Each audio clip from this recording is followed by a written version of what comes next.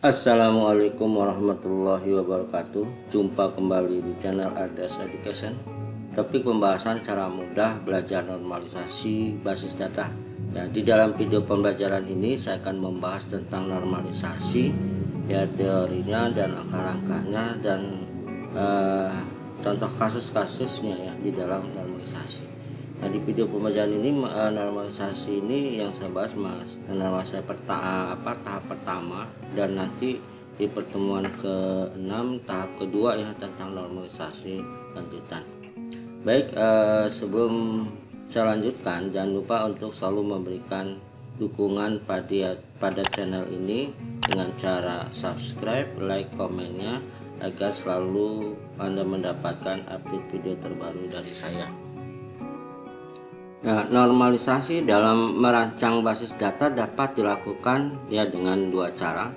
Ya, satu, menerapkan normalisasi terhadap struktur tabel yang telah diketahui, atau langsung membuat model entity relationship ya, seperti pertemuan saya yang keempat. Nah, normalisasi merupakan cara pendekatan lain dalam membangun desain logik basis data dengan menerapkan sejumlah aturan dan kriteria standar untuk menghasilkan struktur tabel yang normal ya. Ibaratnya ini normalisasi ini seperti apa ya? Uji kelayakan ya, uji kelayakan sebuah produk ya yang akan istilahnya akan display ya, dicek ya produk tersebut. Apabila memang tidak ada yang reject gitu ya, maka dia siap di display, dijual di supermarket gitu ya. Misalnya produk roti gitu ya. Nah, itu dari pabriknya setelah nanti akan dikirim, maka dicek dulu, apabila sudah layak maka langsung disalurkan ke seperti ke supermarket. Nah, seperti misalnya itulah contoh gitu, diandaikannya. Nah, seperti juga kita membuat rancangan database maka data yang kita awalnya dibangun dari dunia nyata kita pindahkan ke dunia abstraksi ya, seperti menggunakan IR model ya. Maka proses ya data-data yang tadinya fakta atau mentah itu kita rancang, kita buatkan ya menjadi sebuah tabel-tabel. Nah, kita masukkan ke dalam sebuah tahapan normalisasi diuji apakah ada beberapa prinsip-prinsip di dasar normalisasi ini yang dilanggar. Nah, itu dilakukan kelayakan ya, kelayakan uji. Apabila dia lulus maka langsung kita bisa membuat database-nya ya setelah menggunakan kelayakan uji normalisasi gitu ya. Intinya itu ya, jadi gak usah bingung ya. Nah, saya lanjutkan di sini. Nah, contoh seperti perancangan sistem informasi pesanan barang ya berbasis pada toko topan. Nah, kalau Anda lihat ini ada tabel ya, ada bawah tabel-tabel yang saling terkait satu dengan yang lain. Nah, di sini. Nah, di sini ada tabel barang ya. Dia ini melink ke tabel order ya, di mana ID produk sebagai primary key di tabel barang, dan Anda masuk ke tabel order yang mewakili identitasnya si barang ya. Maka ID produk ini sebagai kunci tamu atau foreign key. Udah pernah saya bahas ya di pertemuan sebelumnya. Yang berikutnya juga tabel apalagi seperti tabel pembeli ya. Pembeli ini ya, karena di ordernya ini pembelinya siapa, maka ID pembeli masuk ke dalam sini. Nah, ini di tabel pembeli sebagai primary key, sedangkan pada saat dia link ke tabel order, ID pembeli ya sebagai foreign key. Dia ini yang mewakili identitasnya si pembeli ya. Nanti misalnya ID pembeli untuk mengetahui nama dan alamat ya di tabel order membutuhkan cukup dengan ID pembeli, otomatis nama pembeli, alamat itu bisa muncul gitu ya. Jadi simpel. Jadi di sini nanti normalisasi salah satunya itu menghilangkan redundansi perangkapan data. Nah, berikutnya di sini misal lagi adalah tabel konfirmasi ya. Misalnya di sini pada saat konfirmasi order pesanan dari pembeli sudah oke, maka dikonfirmasi barang akan dikirim. Nah, maka ada tabel admin ya, dia akan mengecek ya adminnya. Nah, ada masuk di sini adalah kode order ya. Ada kode order, kode konfirmasi. Nah, jadi nanti akan terlihat nih ya mengenai konfirmasi barang yang dikirim kepada pembeli. Itu salah satu contoh saja sistem informasi pesanan barang berbasis web ya pada toko Tokopedia. Oke, saya rasa di awal Anda bisa paham ya. Di sini ya atribut yang mewakili kunci unik atau primary key-nya pada saat dia link ke sini menjadi foreign key. Ya. Primary key-nya ada kode barang. Tabel konfirmasi sini kita bisa lihat ya. Ini menjadi foreign key. Tabel konfirmasinya ID konfirmasi menjadi primary key. Oke, saya lanjutkan ya di tahap slide berikutnya. Nah, beberapa pengertian normalisasi ya. Normalisasi merupakan proses pengelompokan elemen data menjadi tabel-tabel yang menunjukkan, kita udah lihat tadi contohnya di sini ya. Seperti ini ya, yang menunjukkan entity barang, order, konfirmasi, tabel admin dan pembeli dan relasinya. Nah, relasinya terhubung ya seperti barang, tabel order ini ya, dimana ada relasi penghubungnya. Nah, ini ada ID produk ya sebagai primary key, di tabel order ID produk jadi foreign key. Itu nah, paham ya sampai sini.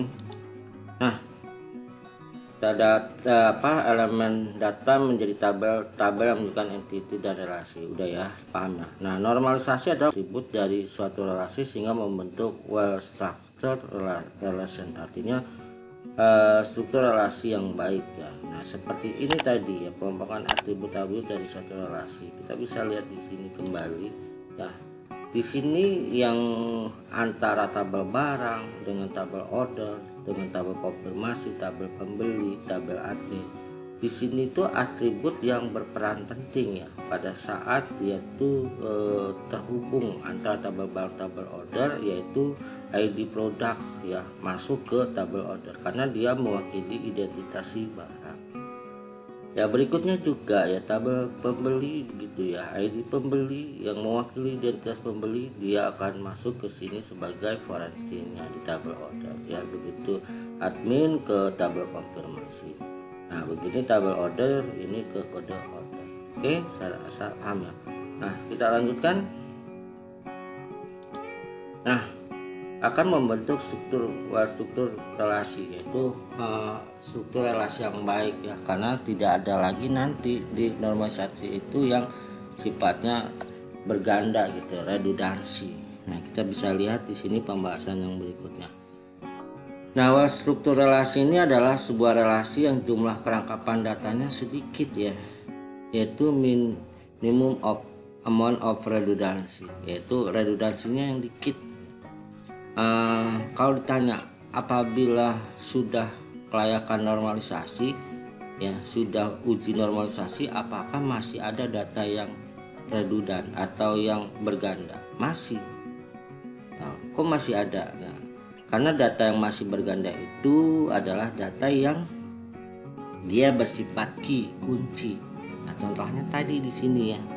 Nah, di sini dia seperti ID produk. Di sini dia ada nih ID produk ya, karena dia bersifat kunci ya, kunci primer di tabel barang yang mewakili ya. Boleh nggak nama barang? Nggak boleh, karena nama barang itu bukan atribut kunci, atribut biasa ya, deskripsi. Jadi di sini munculnya di produk ya, dikatakan redundansi berulang tapi minimum karena dia bersifat perwakilan dari tabel barang. Begitu juga ID pembeli ya, dia di sini redundans berulang iya, tapi dia bersifat kunci primary key yang mewakili identitas si pembeli ya. Begitu juga di tabel konfirmasi dan tabel admin. Paham ya di sini? Nah, ini makanya apa, jumlah kerangkapan datanya sedikit, minimum ya. amount of redundancy. Jadi setelah uji normalisasi tetap ada kerangkapan, tapi hanya atribut-atribut yang mewakili dari si tabel-tabel tersebut ya, yang bersifat kunci. Nah, serta memberikan kemungkinan bagi user melakukan ya insert, penyisipan, ya delete, ya penghapusan dan modify, ya merubah, ya atau mengedit, atau ya mengedit terhadap baris-baris data pada relasi tersebut, ya yang tidak berakibat terjadinya error atau kesalahan atau inkonsistensi data ya yang disebabkan oleh operasi tersebut. Nah, itu nanti kita bisa kelihatan ya bagaimana kita dengan melakukan insert, delete, modify ya terhadap baris data tersebut ya tidak terdapatnya kesalahan atau inkonsistensi data ya. Oke, saya lanjutkan pembahasan berikutnya. Baik ya, keuntungan normalisasi itu ada 4 ya. Yang pertama, meminimalkan ukuran penyimpanan yang diperlukan untuk menyimpan data. Nah, ini penting sekali. Jadi dengan normalisasi ya, data yang tersimpan di dalam sebuah media internal ya, level fisik ya. Level fisik pernah saya jelaskan ada 3 level ya di dalam framework database. Level fisik atau internal, kedua level konseptual, yang ketiga adalah level eksternal atau levelnya para user yang mengakses database ya melalui sistem aplikasi berbasis web ya atau Android dan sebagainya. Nah, meminimalkan ukuran penyimpanan yang diperlukan untuk menyimpan data. Jadi kita tidak perlu menyimpan data misalnya ya tadi data barang. Data barang kalau dia dipesan oleh si pembeli maka masuk ke sebuah tabel order atau file order, cukup dia itu yang masuk itu adalah ID-nya si barang atau kode barang. Sama juga tabel pembeli masuk ke tabelnya order itu cukup diwakili oleh ID pembeli atau kode pembeli. Itu berarti penyimpanannya jadi lebih hemat karena tidak lagi terjadinya redundansi ya. Tidak terjadinya redundansi, meminimalkan ukuran. Jadi kalau misalnya nanti sebelum kita melakukan uji normalisasi, misalnya tahapan kelayakan yang nanti kita bikin jadi database seperti di pertama bagaimana cara membuat database ya, pertanyaan kedua ya gitu. Nah, kenapa? Karena kalau data misalnya tadi di order tabel order, nah di sini saya balik lagi ya. Di sini kalau saya balik lagi tadi ya. Nah, di sini kalau tabel order, kalau di sini ada nama barang, harga, ukuran stok masuk lagi ke sini. Ini tabel order ini jadi penuh nih ya. Jadi tidak lagi minimal tapi dia jadi muncul lagi nama barang udah ya, harga, stok masuk lagi di sini. Biasanya itu kan. Nah, dia akan jadi penuh.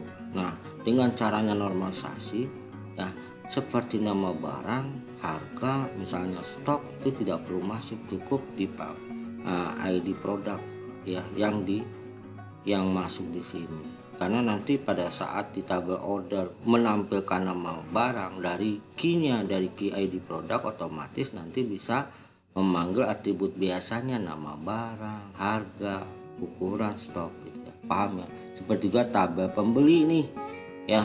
Misalnya nanti tabel order itu perlu pada saat pengiriman perlu nama pembeli, alamat, cukup ID pembeli. Otomatis pada saat ID pembeli ini masuk di tabel order, otomatis dia akan bisa memanggil atribut lain, atribut biasa, nama pembeli, alamat, telepon gitu ya. Nah, itu keuntungan daripada sebuah tahapan normalisasi. Nah, kita bisa lihat lagi di sini ya. Resiko inkonsistensi data pada basis data. Nah, ini penting nih, jangan sampai ya kita sudah seperti tabel barang tadi ya di sini.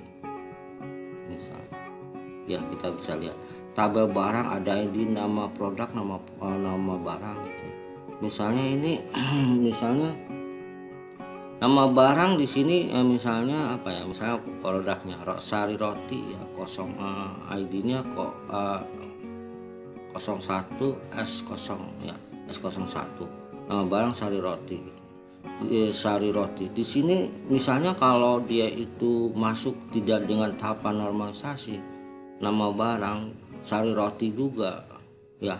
Kalau di sini ada atribut ya nama barang, maka penamaannya salah. Nah, itu terjadi inkonsistensi data. Ya stok di sini, misalnya di sini ada stok lagi gitu ya. Nah, tapi kalau stok di sini ada, di sini tinggal memanggil, ini terjadinya konsistensi data karena ID produk stok di sini ya yang ada di sini, jadi pada saat dipanggil di tabel order itu sama gitu ya. Nah, itulah ya keuntungannya ya. Nah, kita bisa lihat di sini. Jadi kita pada basis data, artinya dengan normalisasi ya konsistensi data pada basis data ini sangat terjamin ya, sangat baik, konsisten ya. Kalau istilahnya atau istilah baiknya meningkatkan risiko inkonsistensi persamaannya.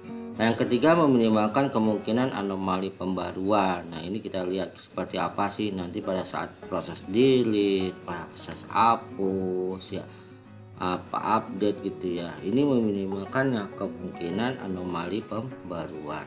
Nah, berikutnya memaksimalkan stabilitas struktur data ya, dengan menghasilkan ini database-nya yang tersimpan itu baik. Jadi nanti juga pada saat membuatkan perintah query-nya, baik query secara langsung maupun query yang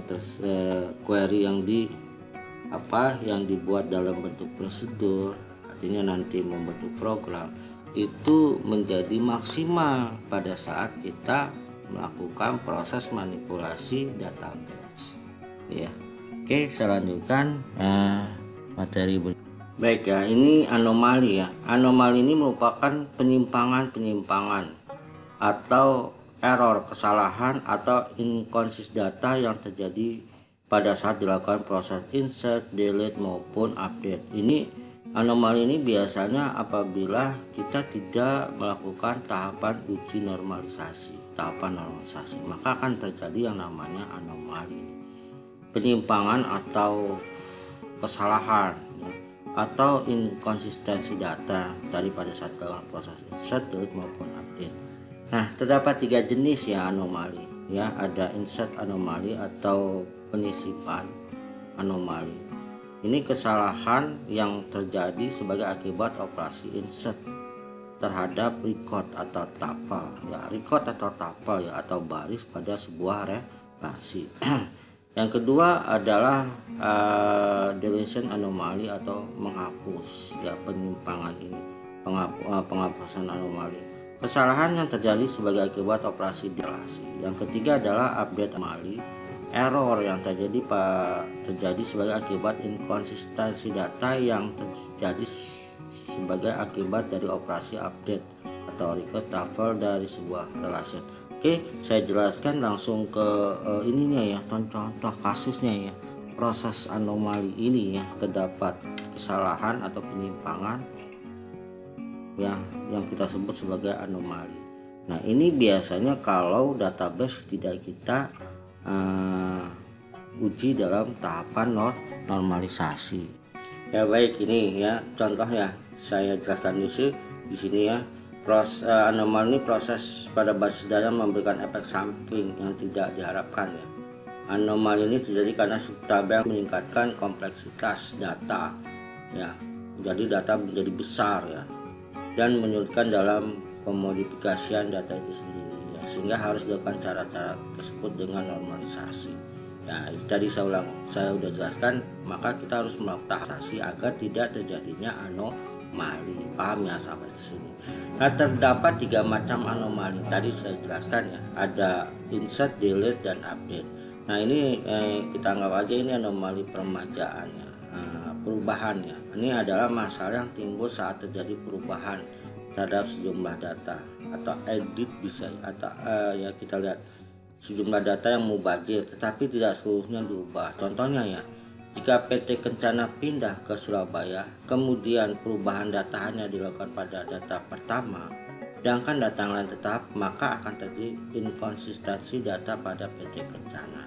Nah, jika hasil data tersebut diubah menjadi seperti tabel nomor 2, nah ini di sini ya, tabel nomor 2 ya, maka orang akan bingung apakah PT Kencana ada 2. Nah, satu di Bandung dan satu lagi di Surabaya. Padahal PT Kencana hanya 1 dan sudah pindah tempat ke Surabaya. Nah, kita bisa lihat di tabel sini ya. Kota ada CP Jaya Abadi Jakarta Pintar ya. Contoh yang ini kita bisa lihat PT Kencana ini Bandung ya, barang ini laptop jumlahnya 30. Di sini pada saat diubah ya, kita lihat ini 1. Nah, ini kalimatnya di sini ya. Contoh, jika PT Kencana pindah ke Surabaya, pertama tetap, maka akan terjadi inkonsisten pada data Kencana. Nah, jika data diubah menjadi seperti tabel nomor 2, maka orang akan bingung PT Kencana ada 2 atau 1. Sebenarnya ada 1 yang tadinya di PT Kencana di Bandung pindah ke pindah ya operasinya di Surabaya. Nah, ini akan terjadinya anomali peremajaan. Nah, kita bisa lihat di sini. Ya. Nah, kita bisa lihat di sini ya. Bagaimana sih solusinya ya dari 2 ini? Maka solusinya adalah, nah, solusi untuk kasus anomali peremajaan ini perubahan ya. Supplier dan kota dijadikan dalam satu tabel. Itu flyer sebagai premikinya. Kemudian barulah kode supplier dipakai untuk melengkapi tabel 14 dengan cara seperti tabel 13.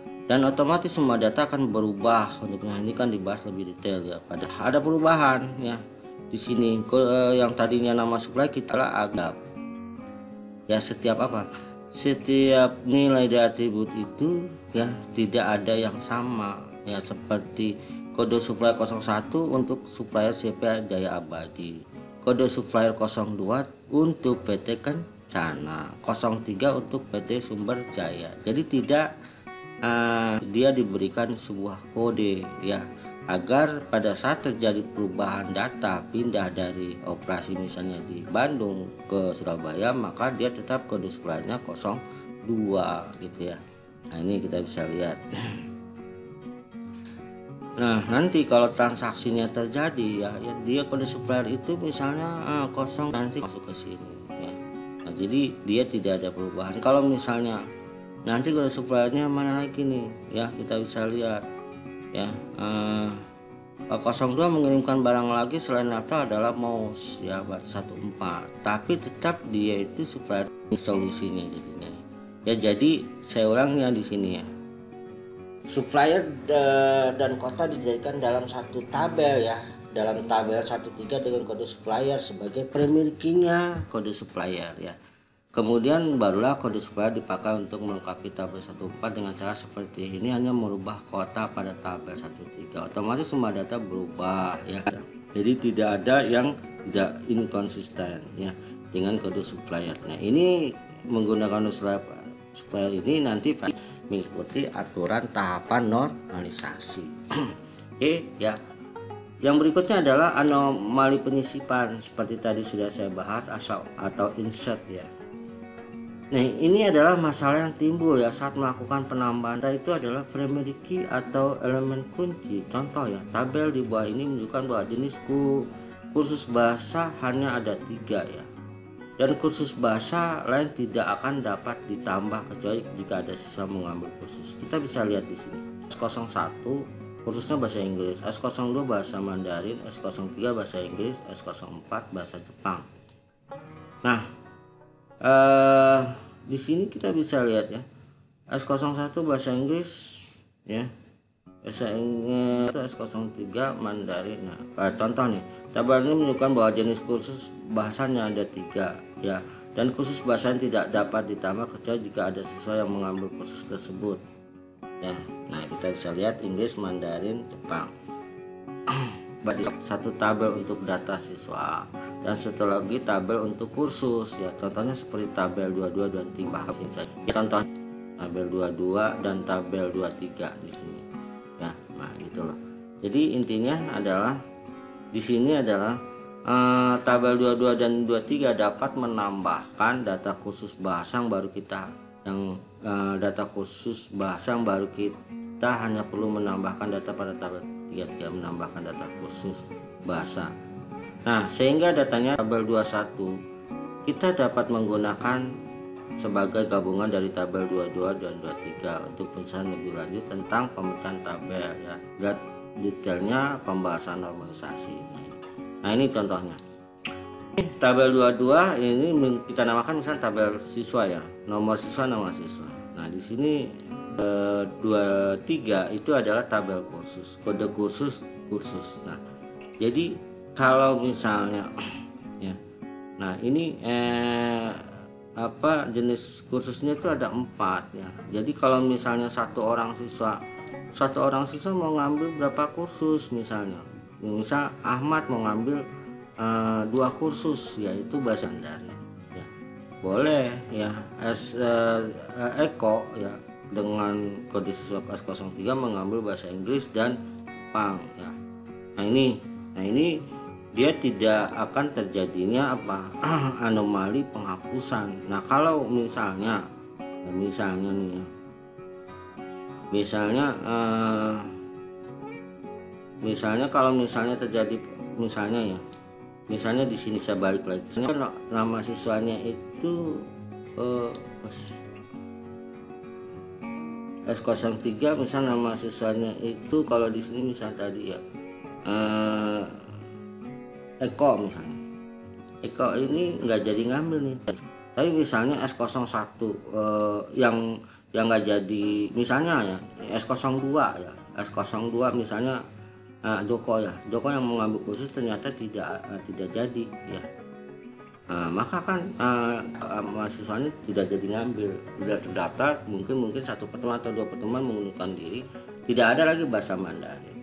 Nah kalau dibuatkan proses normalisasi ya, yang namanya siswa datang masuk keluar ataupun ini dia tetap ada nama siswa dan nama siswa, sedangkan kode kursus tetap selalu ada, mau siswanya keluar mau siswanya nambah ya, maka yang namanya kode kursus itu tetap selalu ada ya.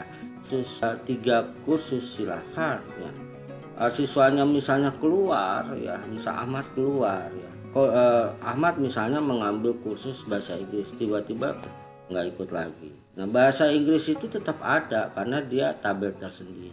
Nah itulah, jadi proses penyisipan, penghapusan itu tidak pengaruh kalau tahapan normalisasi rancangan database kita itu dibuat gitu ya. Jadi tidak ada masalah. Tapi kalau kita tidak menggunakan tahapan normalisasi, uji kelayakan database ya, kemungkinan terjadinya anomali itu besar sekali ya.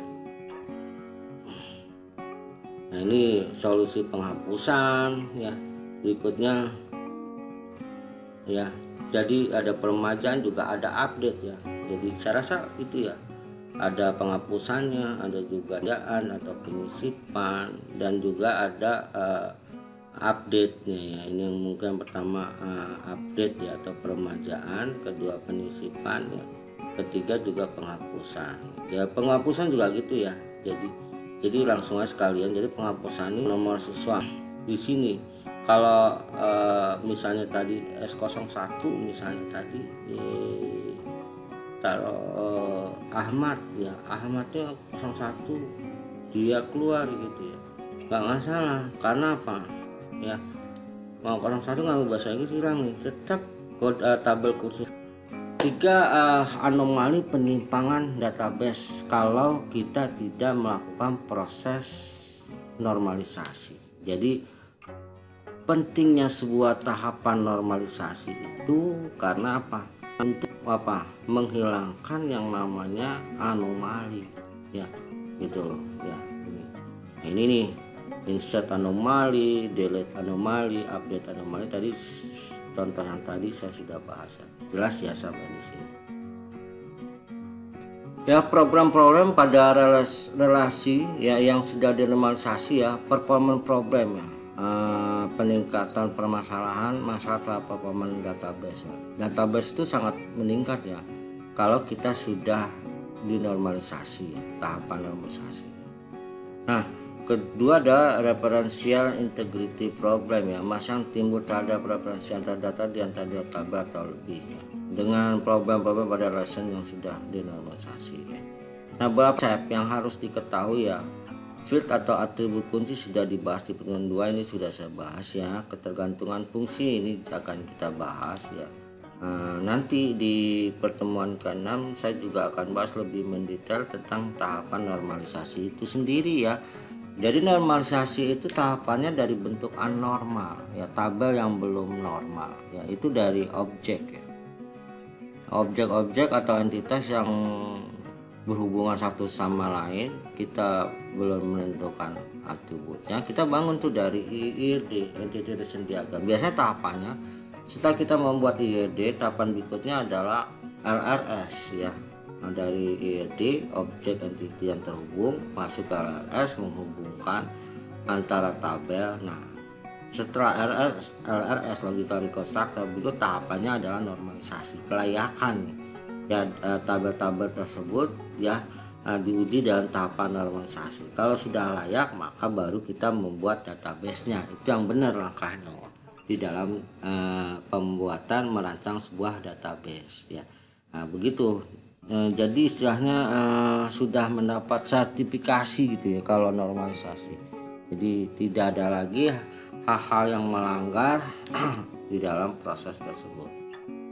Nah, saya lanjutkan.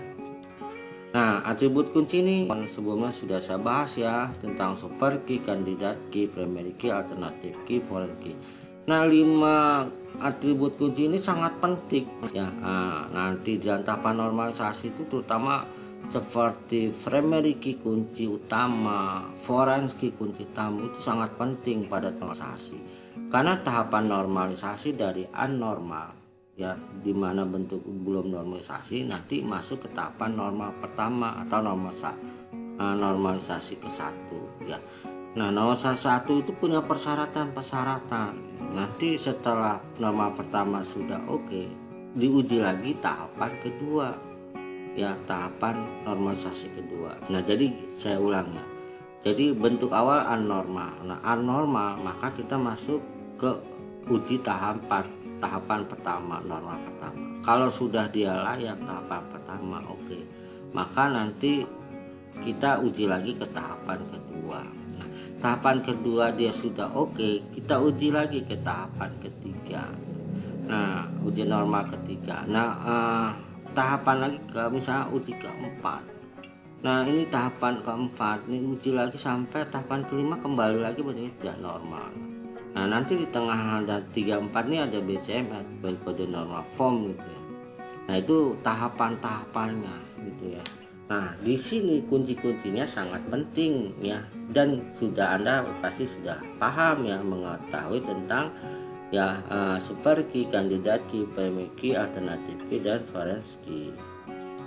Nah, nanti di ketergantungan nih, salah nulisnya kebergantungan ya, ketergantungan atau kebergantungan kunci.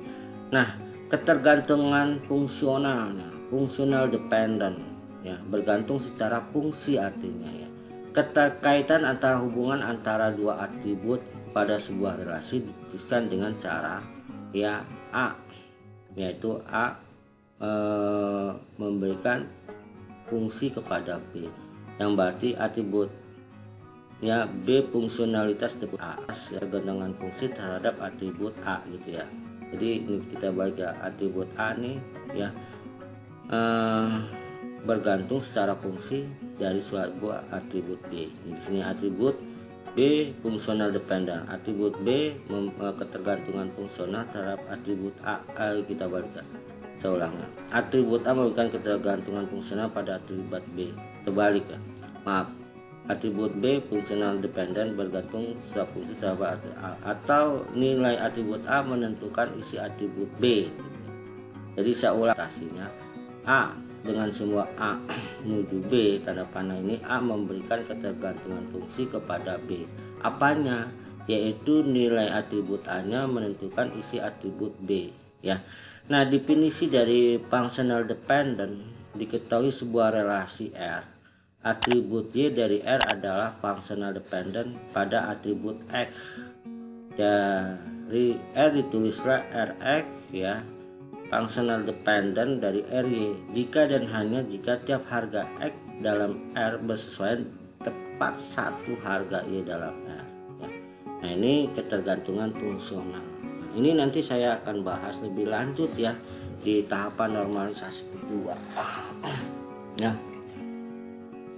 Jadi ada ketergantungan fungsional. Contoh ya, ini biasanya kapan nih ketergantungan fungsional itu biasanya ada di dalam tahapan normal keberapa? Kedua misalnya ya.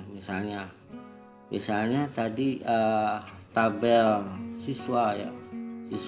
Siswa mendaftar kursus ya. Ada tabel siswa, tabel kursus dan daftar ya. Nah, siswa ini nomor siswa itu pasti otomatis masuk ke dalam tabelnya si siapa? Si kursus ya, daftar. Nah, atribut-atribut nama siswa, alamat, itu ya, dia itu bergantung fungsinya kepada si atribut apa? Pada atributnya si A itu, si nomor siswa ya. Nah, ini kan saya jelaskan ya. Relasinya tetap sama ya. Diketahui suatu relasi R, atribut Y dari R adalah functional dependent pada atribut X. Nah, contoh ya, ini saya yang di sini. Kita lihat di sini. Nah, seperti inilah. Seperti tabel barangnya. ID produk, nama barang, deskripsi harga. Artinya ada ketergantungan fungsional.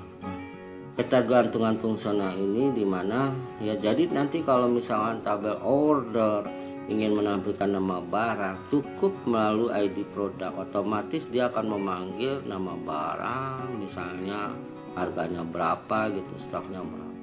Nah, karena apa? Nama, deskripsi harga, ukuran stok ini adalah atribut biasa yang bergantung fungsi kepada ID produk. Paham ya?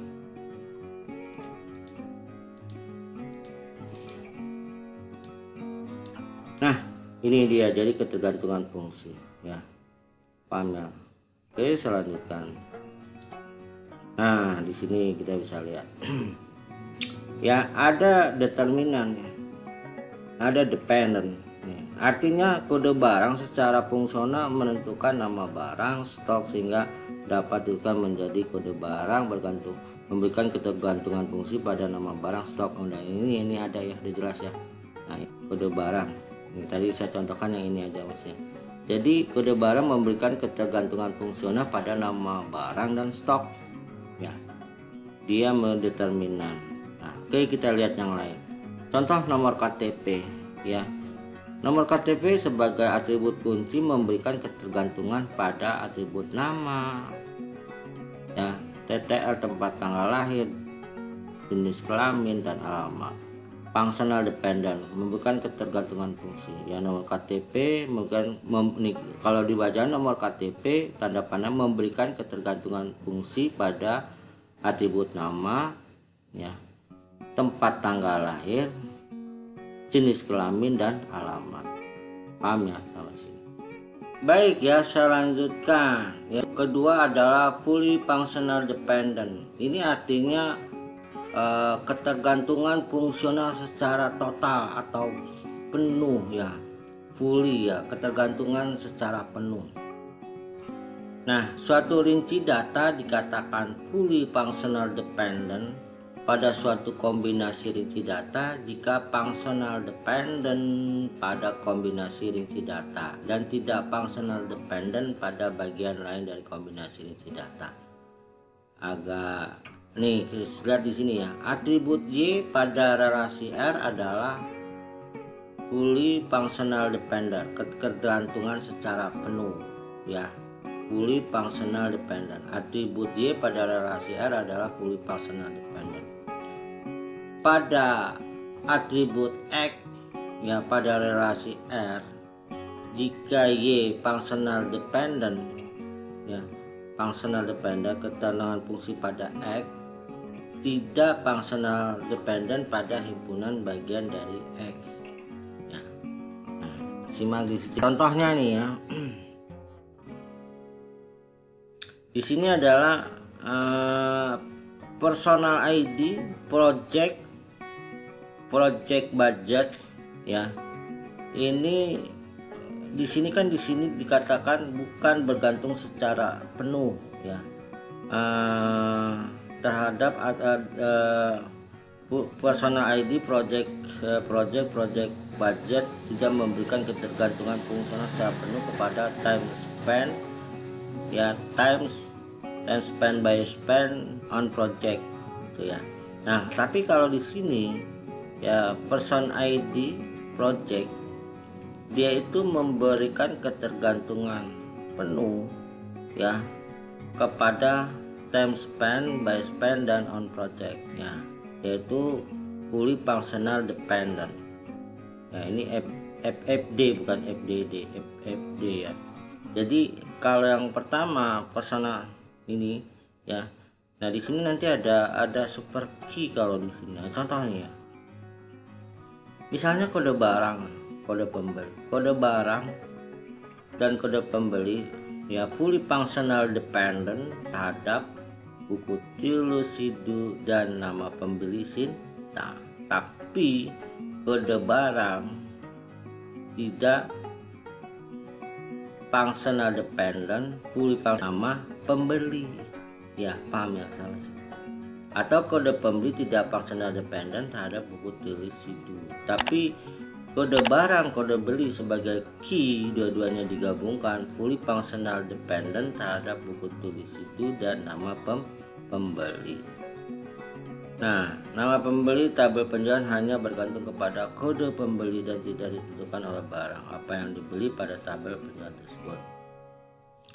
Yang berikutnya adalah ketergantungan parsial nih. Ya, sebagian dari kunci dapat digunakan sebagai kunci utama. Nah, parsial nih, jadi kita memilih satu calon kunci karena dia bersifat unik. Nanti ketergantungan parsial ini ada di norma pertama nih ya. Nah, kalau gini, jadi di norma pertama itu nanti ada ketergantungan parsial ya, beberapa atribut yang mempunyai nilai unik ya sebagai calon kunci atau kandidat key. Nah, nanti diingat saja kalau norma kedua itu nanti ketergantungan fungsional sama ketergantungan transitif ya. Kalau fully functional 3 ya, BCNF nih by kode normal form ya.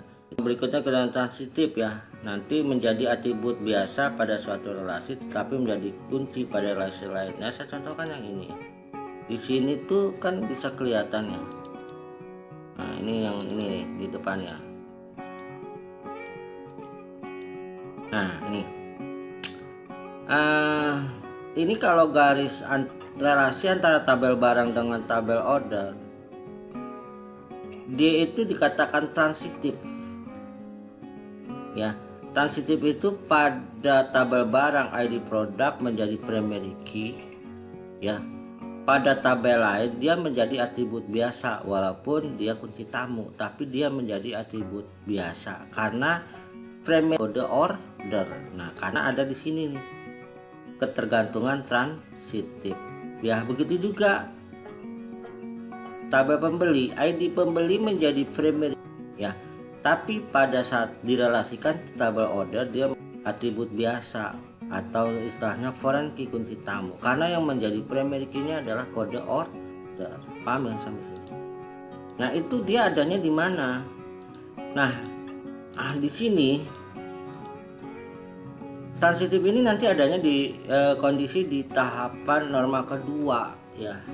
Pada saat kita melakukan uji kelayakan terhadap norma kedua itu nanti yang diingat tuh ada ketergantungan fungsional dan ketergantungan transitif. Kalau functional dependent atau ketergantungan secara penuh itu nanti dia di tahapan norma ketiga.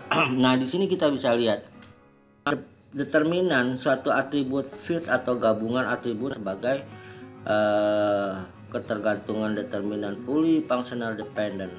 Ya, kita bisa lihat. Kiriman, kode kirim, alamat, kota, kode pos. Pada relasi ini terdapat dua kondisi ya. Kode kirim dan kota ya, yaitu merupakan ketergantungan determinan pada kode pos nih. Kode kirim ya pada kode pos. Nah, pertanyaannya di sini ada kode pos bergantung pada kondisi 1 ya dan kondisi 2 yang tidak lain adalah bagian dari 1. Maka kode pos hanya mempunyai functional dependence sebenarnya terhadap kode kirim ya, kode kirim ya. Nah, ini kita akan lihat, nanti akan saya bahas temuan ke-6 ya, normalisasi ketergantungan fungsional, fully functional dependent, ketergantungan fasial, transitif, determinan itu ada di langkah-langkah normalisasi ya. Nanti ini secara lintas saja dulu pemahamannya, ini mudah-mudahan bisa Anda tangkap ya. Kalau belum, Anda bisa memberikan komen di bawah untuk saya bisa tanggapi. Ya, jadi contoh nih ya, relasi pengiriman dengan kode kirim, alamat, kota, kode pos ya. Dapat dua kondisi, kode kirim atau kota ya ke kode pos. Nah, di sini kita bisa lihat kode pos bergantung pada kondisi pertama dan kondisi 2. Yang tidak lain adalah bagian dari kondisi pertama, maka kode pos hanya mempunyai functional dependence terhadap kode kirim. Sedangkan kalau kota enggak. Kalau misalnya kota merupakan ketergantungan fungsional pada kode pos, tidak. Kenapa? Karena kota itu bukan primary key. Tapi kalau dia digabungkan dengan kode kirim, dia memberikan ketergantungan fungsi kepada kode pos. Fully functional dependent jatuhnya gitu ya. Kode kirim nah udah pasti memberikan functional dependent pada kode pos. Paham ya? Sampai sini. Oke, saya lanjutkan yang berikutnya. Nah, bentuk norma basis data dan harus dipenuhi oleh relasi tersebut pada rapat normalisasi. Nah, bentuk pada normalisasi pertama, norma kedua, ketiga, ke BC ya, BCF ya, BNC ya, BCNF. Bentuk norma Boyce Code ya. Nah, bentuk norma keempat, bentuk norma kelima selesai. Kita sudah selesai gitu ya. Biasanya tidak perlu ke norma keempat, kelima. Ya, udah cukup. Kita bisa merancang database. Jadi normalisasi ini ya sangat penting sekali dalam merancang sebuah basis data atau database ya, karena dengan tahapan normalisasi ya, maka apabila sudah melalui tahapan minimal sampai nomor ketiga, kita sudah bisa merancang database atau basis data. Oke, saya rasa itu saja cukup ya materi dari saya ya untuk pertemuan kelima tentang normalisasi. Nah, nanti pertemuan 6 normalisasi lanjutan dengan kita membahas langsung studi kasusnya pada tahap norma pertama, kedua, ketiga ya. Boyce Code norma form keempat dan kelima. Oke, saya rasa cukup sekian. Apabila ada pertanyaan silahkan Anda memberikan komen dan mudah-mudahan saya bisa menjawab ya pertanyaan-pertanyaan dari Anda. Oke, sebelum saya tutup ya video pembelajaran ini, jangan lupa selalu memberikan dukungan untuk subscribe-nya, likes dan komennya agar Anda selalu mendapatkan update video terbaru dari saya.